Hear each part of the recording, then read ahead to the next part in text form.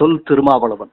அவர் சொல்லுகிறார், திமுக கூட்டணியில ராமதாஸ் உள்ள வருவார்னா நான் வெளியில போயிடுவேன் என்று கூறியிருக்கிறார்.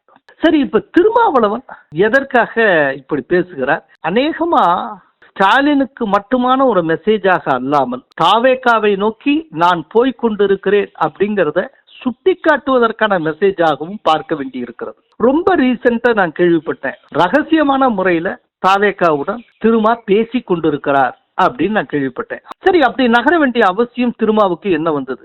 அதாவது வட மாவட்டங்களில் இருக்கக்கூடிய திருமாவளவனுடைய கோர் ஓட்டான பட்டியல் சமூகத்தவர்கள் ஓட்டு இருக்கு இல்லையா, அந்த ஓட்டுல பெரிய அளவில் ஒரு 70% ஓட்ஸ் விஜயை நோக்கி போகும் அப்படின்னு கூறப்படுகிறது. ரெண்டாவது, இப்ப திருமாவளவன் இருந்து கொண்டிருக்கக்கூடிய திமுக கூட்டணிக்கு பெரியவர் ராமதாஸ் வந்து விட்டால் தோற்றம் வேணா அந்த கூட்டணியில ராமதாசும் இருக்கிறார் திருமாவும் இருக்கிறார் அப்படின்னு ஒரு ஒரு பார்வை கிடைக்கும். ஆனால் களத்துல என்ன ஆகும் அப்படின்னா 2 பேருடைய தொண்டர்களுமே செயல்பட மாட்டார். அப்போ அந்த மாதிரியான ஒரு டயத்துல கோபப்படுகிற திருமாவுடைய தொண்டர்கள் ஏடிஎம்கே கேண்டிடேட்ஸ் கூட ஓட்டு போடலாம். இதற்கு வாய்ப்பு இருக்கு.